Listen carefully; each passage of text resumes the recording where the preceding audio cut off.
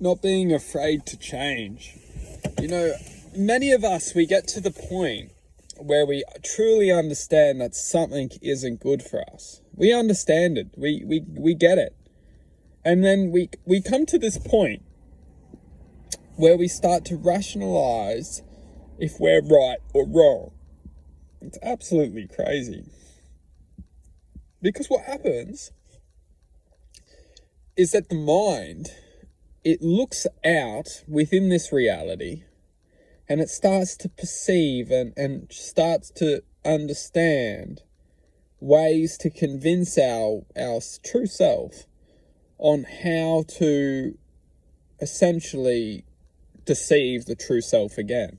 Because what we do is we eventually start to formulate the courage to start to speak or start to fight for our justice, because we know, that the truth is that the heart, it understands, the heart knows, it can formulate truth. And truth is the injustice of one's soul. Essentially, that's what truth could mean, is the injustice to one's soul.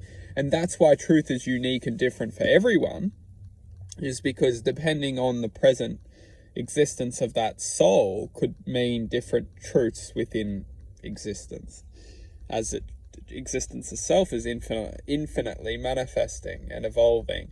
So within this present now moment, we can understand that we are all evolving to an awareness, essentially the awareness of truth, freedom, love, devotion to truth, freedom, and love. And when we start to shift and turn and use our experiences within this reality to start to ultimately align ourselves with the higher self, or the truth within existence, we start to formulate a sense of little bit of frustration, and start to get a little bit annoyed and pissed off, which is beautiful, really.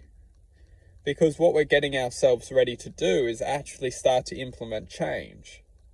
Now, change is essentially crucial to develop a sense of justice for the soul.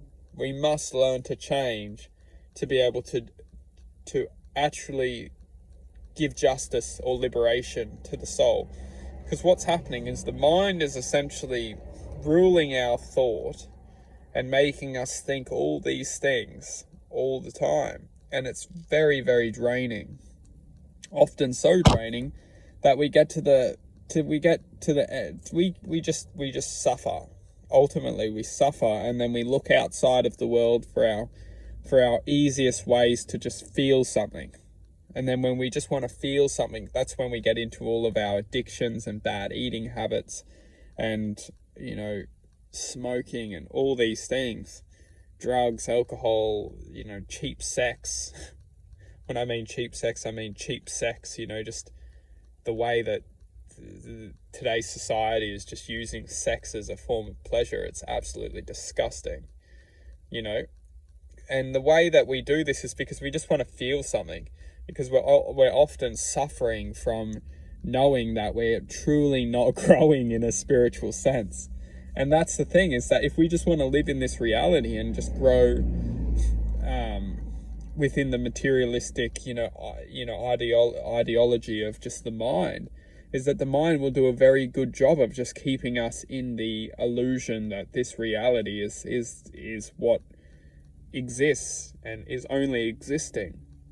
We're on a quantum truth that this reality is only part of our existence, and we are also existing in a multi-dimensional, cosmological vortex that's trying to actually get our attention to try and heal ourselves from the suffering. Because let's put it simple, we live in this reality, but if we're suffering within this reality, this is absolutely, it's very important, because we must learn that suffering is a choice. But once we learn that suffering is a choice, we don't need to suffer. And this is the truth, is that suffering doesn't need to be for an extended point of time. We can actually learn to manifest higher than any of the suffering or the fear or the doubt or the stress or the worry.